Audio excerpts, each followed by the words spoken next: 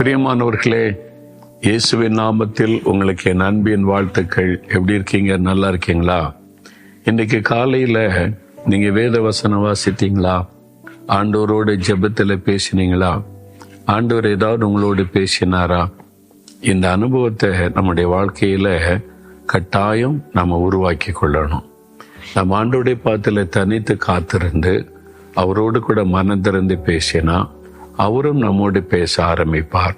கொஞ்சம் அமைதியா காத்திருந்தீங்கன்னா அவர் நம்முடைய உள்ளத்துல பேசுகிறதை நம்ம உணர்ந்து கொள்ள முடியும். அப்புறம் வேத வசனத்தை நீங்க தியானிக்கும் போது அந்த வசனத்துக்குள்ளிருந்து ஆண்டவர் பேசுகிறதை கூட நீங்க உணர்ந்து கொள்ள முடியும். அதனால ஒவ்வொரு நாளும் ஒரு வசனத்தை தான் நான் உங்களுக்கு சொல்லுகிறேன்.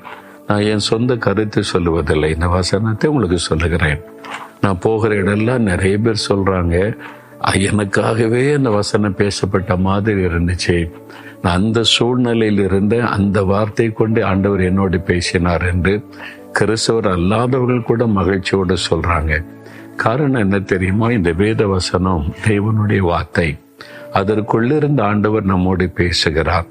நீங்க அதிகாலையில முதலாவது தேவ சமூகத்தில் அமர்ந்து அவரோடு பேசி அவருடைய வார்த்தைக்கு நீங்க உண்மையாய் செவி கொடுத்து பாருங்க. உங்களுக்கும் ஆண்டோருக்குள்ள ஐக்கியம் நெருக்கமா வந்துட்டுன்னா ஆண்டோர் உங்களோடு பேசுகிறதை உங்களால் தெளிவாக உணர்ந்து கொள்ள முடியும். அந்த அனுபவத்தை நீங்க எக்ஸ்பீரியன்ஸ் பண்ணிட்டீங்கன்னா அப்புறம் ஒரு நாள் நீங்க அவரை விட்டு விலக முடியாது, விலக மாட்டீங்க. எப்போ அதிகாலை வரும் ஆண்டவரோடு பேசுவோன்னு நீங்க காத்திருப்பீங்க. சரி, இந்த நாள்ல ஆண்டவர் எனக்கு என்ன வார்த்தை வச்சிருக்கிறாரு கேட்குறீங்களா? ஏசாயா 54 வசனம். ஆண்டு சொல்ல, பயப்படாதே, நீ வெட்கப்படுவதில்லை. பயப்படாதே மகளே, நீ வெட்கப்பட்டு போவதில்லை. மகனே, நீ பயப்படாதே, நீ வெட்கப்பட்டு போவதில்லை அப்படின்னு ஆண்டவர் சொல்றார். ஏதோ ஒரு காரியம் நான் வெட்கப்பட்டு போயிடுவேனோ அப்படின்ற ஒரு பயத்தை உங்களுக்கு கொடுக்குது. ஏதோ ஒரு காரியம் நான் அவ்வளவுதான் அவமானப்பட்டு போயிடுவனோ அப்படின்ற ஒரு கலக்கம், பயத்தை உங்களுக்கு கொடுத்து கொண்டு இருக்குது. அப்படிதானே? ஆண்டு சொல்றாரு, நான் உன்னை வெட்கப்பட்டு போக விட மாட்டேன், நீ பயப்படாதே என்பதாக. ஒரு சமயம் ஒரு மகள் படித்து முடிச்சுட்டு வேலைக்கு ஆயத்தப்பட்ட மகள் ஒரு ஜனவரி மாதம் அந்த வாக்குத்தத்தெல்லாம் சொல்லுவார்ல, அவளுக்கு ஏற்ற ஒரு வாக்குத்தத்தத்தை ஆண்டவர் கொடுத்தாராம். அந்த வாக்குத்தத்தத்தை பிடித்து கொண்டாள். ஆண்டவரை துதித்து ஜெபித்தாள். எனக்கு ஒரு நல்ல நிரந்தரமான ஒரு வேலை ஆண்டவர் எனக்கு தருவதாக வாக்கு பண்ணி இருக்கிறான்னு சொல்லி சாட்சியெல்லாம் சொல்லிவிட்டாள். இப்ப நடந்துரும் இந்த மாசம் வந்துடும். காத்திருந்து 11 மாசம் கடந்து விட்டாரு. இப்போ 12வது மாதம் வந்து விட்டாரு. அப்போ இன்னும் கடைசி வாரம், வருஷத்தின் கடைசி வாரமும் வந்துட்டு புது வருஷம் பிறகு இன்னும் 2-3 நாள் தான் இருக்குது. அப்போ அந்த மகள் என்னோட பேசும்போது அங்களும் ஒரு கேள்வி கேட்கணும். நான் அவமானப்பட்டு போற சூழ்நிலையில் இருக்கேன், ஏமா அப்படி சொல்ற, என்ன விஷயம்? இல்லை, ஆண்டவர் இந்த வாக்குத்தத்தம் கொடுத்தார், எனக்குன்னு சொந்தமாக்கி கொண்டேன், அந்த வாக்குத்தத்தத்தை வைத்து ஜெபிக்கிறேன். கர்த்தர் எனக்கு வாக்கு தந்திருக்கிறார், இது நிறைவேற எனக்கு ஒரு நல்ல வேலை தருவார், நான் ஆசீர்வாதமா இருப்பேன், எனக்கு ஒரு நல்ல வாழ்க்கையை அமைத்து தருவார்னு நான் தைரியமா சொல்லிட்டேன். ஆமா, ஆனா இப்போ வருஷம் முடிய போகுது, ஆண்டு கொடுத்த வாக்குத்தத்தை இந்த வருஷத்துக்குரியது நிறைவேறலையே. இல்ல, இந்த வருஷத்துக்குள்ள கர்த்தர் செய்வேன்னு சொன்னாரா? திட்டமா ஆமா, இந்த வருஷத்துக்குள்ள கர்த்தர் எனக்கு இதை செய்வேன்னு வாக்கு பண்ணினார்.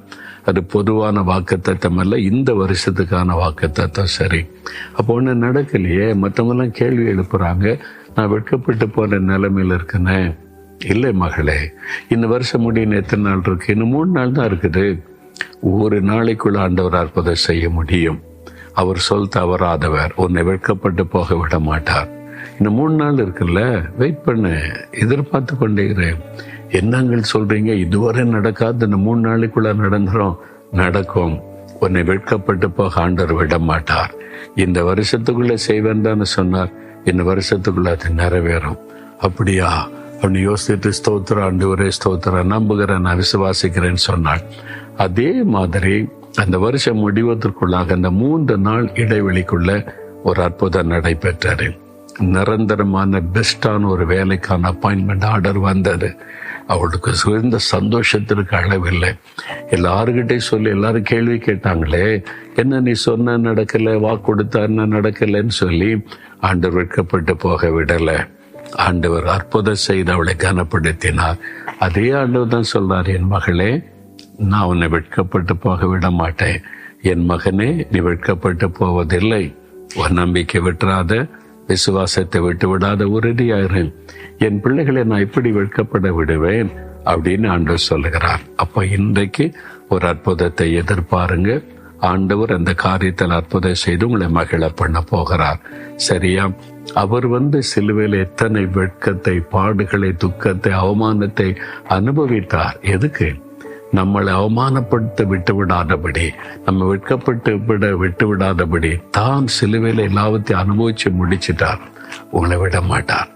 அதனால சொல்லுங்க, ஆண்டவரே, நான் வெட்கப்பட்டு போவதில்லை, என்னை வெட்கப்பட்டு போக விட மாட்டேன், நான் விசுவாசிக்கிறேன்னு சொல்லுங்க. இன்றைக்கு அற்புதம் நடக்கும். தகப்பனே, உம்முடைய மகன், உம்முடைய மகள் நான் வந்திருக்கிறேன். நீ வெட்கப்பட்டு போவதில்லை, பயப்படாதேன்னு சொன்னீங்களே, நான் விசுவாசிக்கிறேன். என்னை வெட்கப்பட்டு போக விட மாட்டீர். என்னுடைய வாழ்க்கையில் ஒரு அற்புதம் செய்து என்னை மகிழ்விப்பீர். நான் விசுவாசிக்கிறேன். அற்புதத்தை எதிர்பார்க்கிறேன். இயேசுவின் நாமத்தில் ஆமேன், ஆமேன்.